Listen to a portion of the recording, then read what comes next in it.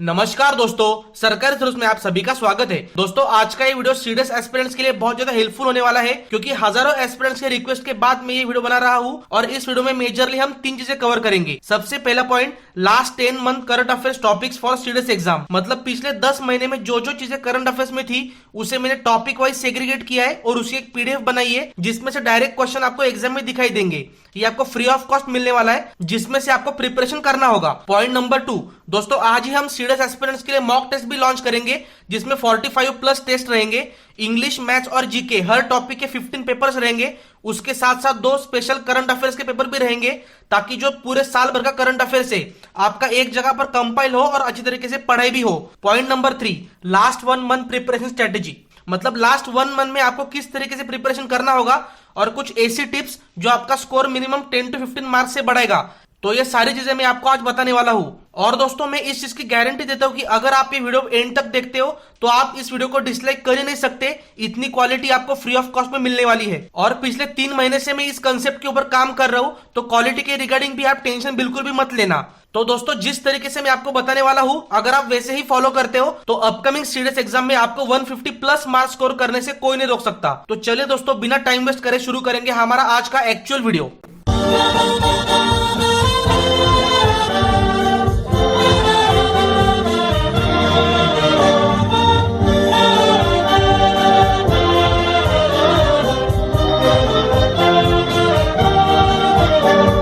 सबसे पहले हम ये देखेंगे कि आपको लास्ट 1 मंथ में प्रिपरेशन किस तरीके से करना चाहिए। दोस्तों, जनरली ऐसा देखा गया है कि लास्ट 1 मंथ में हम सब पढ़ाई भी करते हैं, लेकिन हमारा मेजर फोकस न्यू टॉपिक्स के ऊपर ही होता है। हमें ऐसा लगता है कि जितना ज्यादा सिलेबस कवरेज हम करेंगे उतनी ही हमारे पेपर में क्वेश्चन सॉल्व करने की प्रोबेबिलिटी बढ़ेगी। लेकिन ये लॉजिक यहाँ पर काम नहीं करता।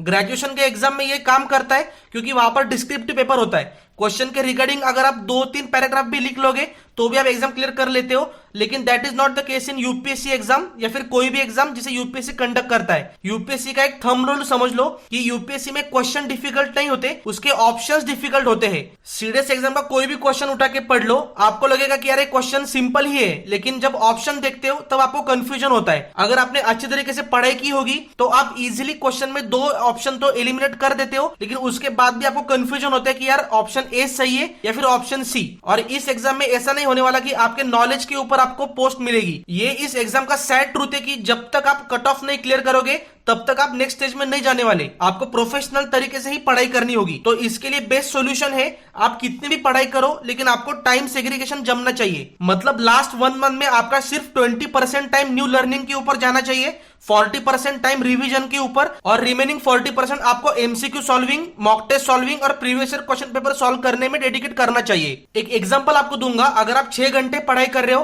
तो 2.4 आवर्स आपके जाने चाहिए रिवीजन में, 2.4 आवर्स मॉक टेस्ट या फिर एमसीक्यू सॉल्व करने में, और सिर्फ 1 आवर या फिर 1.5 आवर आपका जाना चाहिए न्यू टॉपिक्स लर्न करने में। अभी आपके दिमाग में ये होगा कि यार मैं मैक्सिमम सिलेबस कवर करूंगा और वैसे भी जीके के पेपर में टाइम की कोई कमी नहीं होती, मैं उस टाइम पर ब्रेनस्टॉर्मिंग करूंगा और सही आंसर करूंगा। ऐसा बिल्कुल भी नहीं होता। जब आप सिर्फ पढ़ते हो, रिवीजन नहीं करते हो, तो आपको एग्जाम में डाउट आने ही वाला है। एटलीस्ट 2 ऑप्शन में आपका कंफ्यूजन रहने ही वाला है। तो दोस्तों, रिवीजन और मॉक टेस्ट को बिल्कुल भी लाइटली मत लो, क्योंकि इस बार भी 4.5 लाख से भी ज्यादा एस्पिरेंट्स ने फॉर्म भरा है, लेकिन रिटर्न एग्जाम सिर्फ 10,000 के आसपास ही एस्पिरेंट्स क्लियर करने वाले हैं। तो उनमें डिफरेंस यही रहने वाला है। यही चीज हम प्रैक्टिकल एग्जांपल के साथ देखेंगे, ताकि आपके सारे डाउट्स क्लियर हो जाएंगे। दोस्तों, अभी स्क्रीन के ऊपर आपको इंडियन पॉलिटी का क्वेश्चन दिख रहा होगा। With reference to the rule of law, which of the following is true? Absence of arbitrary power on the part of government. Point number 2, no one is above law. Point number 3, constitution is not the source but the consequence of the right of individual. तो यार इज्जत से video pause करो और comment box में आपका answer लिख देना। हम चेक करेंगे कि आपका लॉजिक सही आ रहा है या नहीं। अबे जिसने भी डिसेंट पढ़ाई की होगी उसे रूल ऑफ लॉ तो पता ही होगा। और पॉइंट नंबर 2 आपको बिल्कुल सही लग रहा होगा कि no one is above the law. Okay, तो ये तो हो गया, इससे ऑप्शन 1 आपका एलिमिनेट हो गया। अभी 3 ऑप्शन बाकी है। पॉइंट नंबर 3 देखेंगे, constitution is not source but the consequence of right of individual. ये भी इजी पॉइंट है, ये भी सही है, आपको ये पता है। तो अभी ऑप्शन 1 और ऑप्शन 2 ये एलिमिनेट हो गया। लेकिन इस क्वेश्चन का सबसे इंपॉर्टेंट पॉइंट यहां पर आता है कि पॉइंट 1 सही है या नहीं। ये पॉइंट डिसाइड करेगा कि आपको इस क्वेश्चन के मार्क्स मिलेंगे या फिर आपके निगेटिव मार्किंग में चला जाएगा। अब पॉइंट 1 पढ़ूंगा, absence of arbitrary power on the part of government. आपको शायद लग सकता है कि लॉ कौन बनाता है, लेजिस्लेचर, उसे इंप्लीमेंट करता है एग्जीक्यूटिव, तो शायद गवर्नमेंट के पास आर्बिट्ररी पावर रहेंगी, लेकिन ऐसा बिल्कुल भी नहीं है। ये स्टेटमेंट ट्रू है, मतलब आर्बिट्ररी पावर गवर्नमेंट के पास नहीं होती। तो अभी यार रूल ऑफ लॉ आपने पहले भी पढ़ा होगा, लेकिन इतनी कंसेप्चुअल क्लैरिटी आपको सिर्फ क्वेश्चन सॉल्व करने से ही होगी। अगर एमसीक्यू सॉल्व करने के बाद या फिर मॉक टेस्ट में अगर आप कोई सम गलत करते हो और जब आपको पता चलता है कि आपने किस कंसेप्ट में गलती करी, तो वो कंसेप्ट आपके दिमाग में लाइफ टाइम के लिए सेव हो जाती है। तो एमसीक्यू सॉल्विंग को बिल्कुल भी लाइटली मत लो। दोस्तों अभी हम और एक क्वेश्चन देखेंगे, ये बहुत ही सिंपल टॉपिक में से, मतलब ज्योग्राफी की जो 6th एनसीईआरटी है उसमें मोशन ऑफ अर्थ नाम का चैप्टर है, उसमें से मैंने क्वेश्चन डिजाइन किया है। A significant variation is seen in the length of the day and night from season to season, which among the following statement is the most appropriate reason of this variation. Point number 1, earth rotation on its axis, earth revolution around the earth in an elliptical manner both A and B, and revolution of earth on its tilted axis. Video pause करो और genuinely इसका answer comment box में लिख देना। आप बाद में देख लेना कि आपका कंसेप्ट सही आ रहा है या नहीं।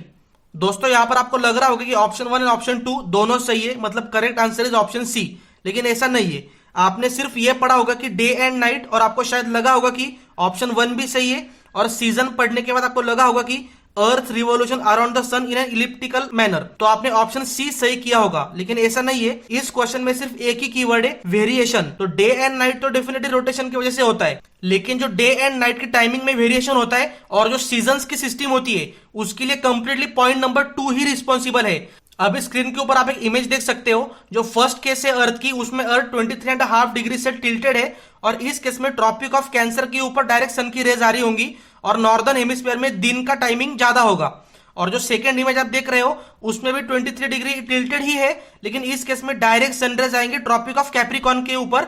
तो इस केस में क्या होगा, जो नॉर्दर्न हेमिस्फीयर होगा उसमें विंटर सीजन होगा, मतलब जो डे का टाइमिंग होगा वो कम होगा और नाइट का टाइमिंग ज्यादा होगा। तो यार ये सारी कंसेप्ट आप इस चैप्टर से पढ़ सकते हो, लेकिन बताने की चीज सिर्फ यही है कि जब आप एमसीक्यू सॉल्व करते हो तो आपको अल्टीमेट कंसेप्ट की क्लैरिटी मिलती है, और ये कंसेप्ट आप जिंदगी भर नहीं भूल पाओगे। जब भी आप कोई टॉपिक बुक में से पढ़ रहे हो तो आप सिर्फ उसके रिगार्डिंग ही पढ़ते हो, लेकिन जब आप एमसीक्यू सॉल्व करते हो तो बाकी के जो 4 ऑप्शंस होते हैं उसकी भी पढ़ाई आपकी ऑटोमेटिकली हो जाती है। होपफुली आपको ये 2 एग्जांपल समझ में आए होंगे। तो अभी हम पॉइंट नंबर 1 समराइज करेंगे। इसका मॉरल सिर्फ यही कि आपको 20% टाइम न्यू लर्निंग को देना चाहिए, 40% टाइम रिवीजन को देना चाहिए, और रिमेनिंग 40% टाइम आपको मॉक टेस्ट या फिर एमसीक्यू सॉल्विंग में देना चाहिए।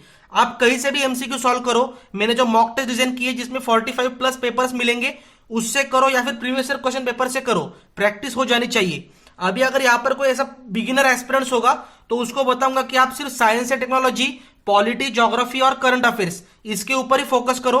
लास्ट 1 मंथ में अगर आप इतना भी कवर करते हो तो वो भी सफिशिएंट रहेगा। और अगर आप बहुत ही अच्छे तरीके से सीडीएस एग्जाम की प्रिपरेशन करना चाहते हो तो 16 वीक स्ट्रेटेजी ले लेना, और अगले अटेम्प्ट के लिए आज से ही प्रिपरेशन स्टार्ट कर दो, क्योंकि जब आपको 100% रिजल्ट चाहिए होता है तो 100% एफर्ट्स भी आपको डालने पड़ेंगे, शॉर्टकट से कुछ नहीं होने वाला। दोस्तों अब देखेंगे पॉइंट नंबर 2, मतलब करंट अफेयर्स, जिसमें मैं आपको पिछले 9 to 10 मंथ्स के करंट अफेयर्स के टॉपिक्स बताने वाला हूं, जिसको आपको प्रिपेयर करना होगा। अभी स्क्रीन के ऊपर भी आप देख सकते हो कि करंट अफेयर्स से मिनिमम 16 to 17 क्वेश्चन तो एग्जाम में आते ही है, लेकिन इसके साथ ये भी समझ लो कि जो बाकी स्टैटिक टॉपिक्स है, मतलब पॉलिटी, ज्योग्राफी, इकोनॉमी, साइंस, इसमें भी जो क्वेश्चन आते हैं उसके ऊपर भी करंट अफेयर्स का इन्फ्लुएंस होता है। मतलब करंट अफेयर्स में अगर कोई इकोनॉमी की चीज चालू होगी या फिर साइंस एंड टेक्नोलॉजी रिगार्डिंग कोई करंट अफेयर्स चालू होगा तो वैसा ही क्वेश्चन इन स्टैटिक टॉपिक्स में भी आता है। और आप स्क्रीन के ऊपर भी देख सकते हो कि जो आपको करंट अफेयर्स की फ्री पीडीएफ मिलने वाली है उसमें मैंने करंट अफेयर्स टॉपिक्स को सब्जेक्ट वाइज सेग्रीगेट किया है, ताकि बहुत ही टारगेटेड तरीके से आपकी पढ़ाई हो पाए। दोस्तों पिछले साल भर से मैं द हिंदू पेपर डेली पढ़ रहा हूं, तो मुझे ये पता है कि पॉलिटी, ज्योग्राफी, इकोनॉमी या फिर करंट अफेयर्स, इनमें भी किस तरीके से क्वेश्चन आने वाले हैं। तो ये पीडीएफ आपके लिए बहुत ही इंपॉर्टेंट रहेगी। ये फ्री ऑफ कॉस्ट है, इसे डाउनलोड करो और अच्छी तरीके से प्रिपरेशन करो। उस पीडीएफ में से भी आपको हर टॉपिक को किस तरीके से पढ़ना है ये मैं सिंपल एग्जांपल के साथ बताऊंगा। अभी आपको पता ही होगा कि फार्मर बिल इस टॉपिक के ऊपर करंट अफेयर्स में बहुत ज्यादा डिस्कशन है, तो आपको उस टॉपिक के रिगार्डिंग पूरे कंसेप्ट समझने होंगे और उसमें से कुछ कीवर्ड्स निकालने होंगे। इस टॉपिक के कीवर्ड है मिनिमम सपोर्ट प्राइस, बिल क्या होता है, ऑर्डिनेंस क्या होता है, लोकसभा और राज्यसभा का क्या रोल होता है बिल पास करने में, मतलब कौन रिजेक्ट कर सकता है वगैरह आपको पता ही होगा। उसके बाद वॉइस वोट, मतलब ये जो ऑर्डिनेंस को जो एक्ट में कन्वर्ट किया गया था तो उसमें वॉइस वोट लिया गया था। वॉइस वोट मतलब जो मेंबर ऑफ पार्लियामेंट होते हैं उनको चिल्लाकर बताना होता है यस और नो, उनका सपोर्ट है या नहीं। इसमें पार्लियामेंट की लैंग्वेज होती है AYE मतलब यस और एनो मतलब नो।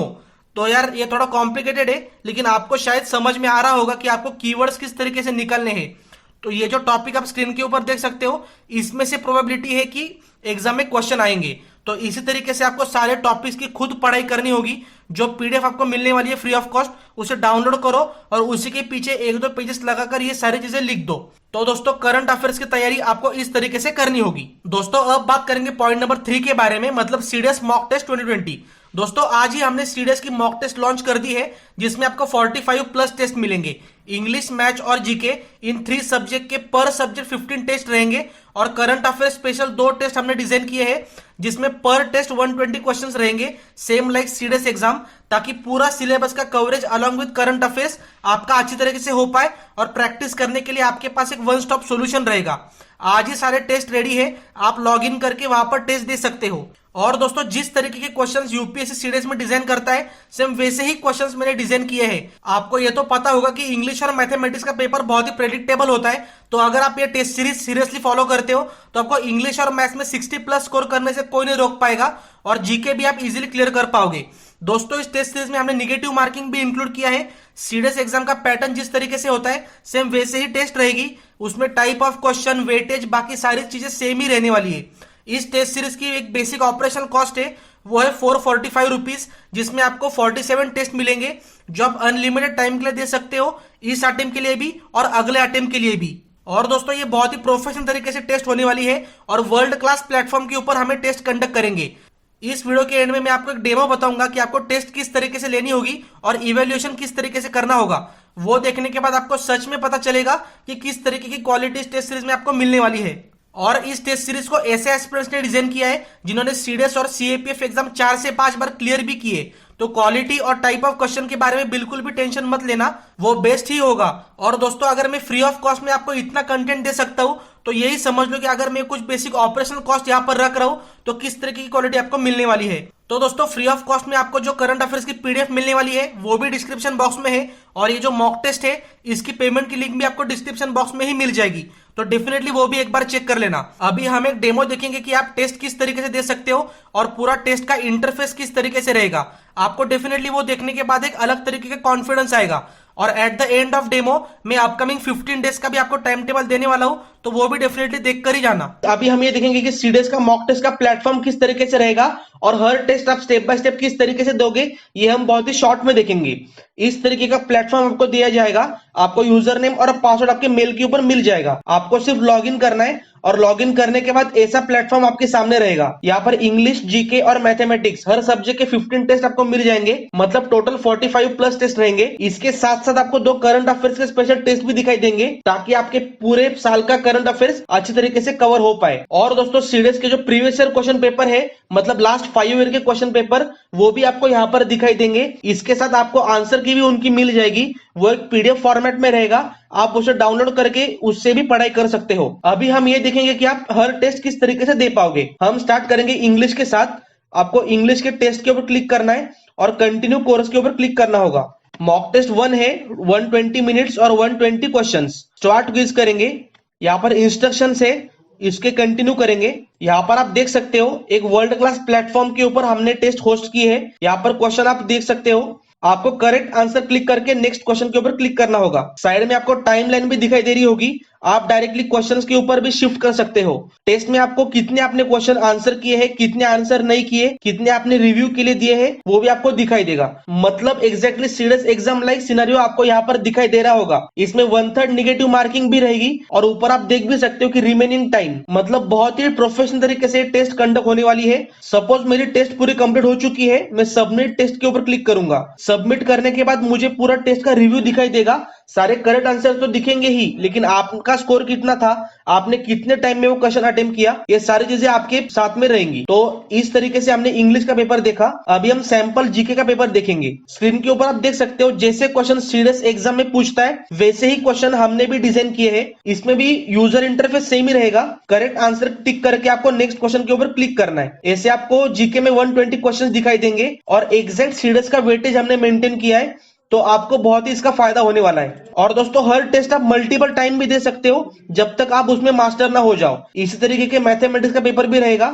आपको सिर्फ इस टॉपिक के ऊपर क्लिक करना है, सारे अवेलेबल टेस्ट आपको दिखाई देंगे। जो टेस्ट आपको देना है उसके ऊपर क्लिक करो, कंटिन्यू करो और आपको टेस्ट देना है। हम स्टेप बाय स्टेप ये भी देखेंगे मैथमेटिक्स का। और पेपर आपका स्टार्ट हो चुका है। ऊपर आपको टाइम भी दिखाई देगा, मतलब कितना टाइम लेफ्ट है। साइड में दिखाई देगा कितने क्वेश्चंस आपके लेफ्ट है। तो इस यूजर इंटरफेस का आपको फायदा उठाना पड़ेगा। दोस्तों सारे क्वेश्चंस हमने बहुत ही अच्छे तरीके से डिजाइन किए हैं। तो मैं इस चीज की गारंटी देता हूं कि अगर आप ये टेस्ट सीरीज सॉल्व करते हो तो इंग्लिश और मैथ्स में तो आप इजीली 60+ स्कोर कर पाओगे। और जीके का अगर आपका बेसिक भी पढ़ाई हुई होगी और अगर आप सारे टेस्ट करते हो और रिवाइज करते हो तो जीके में भी आप 35 to 40 मार्क्स इजीली स्कोर कर पाओगे। तो दोस्तों आज ही टेस्ट सीरीज लेना और आज से ही आपका प्रिपरेशन स्टार्ट कर दो। जय हिंद।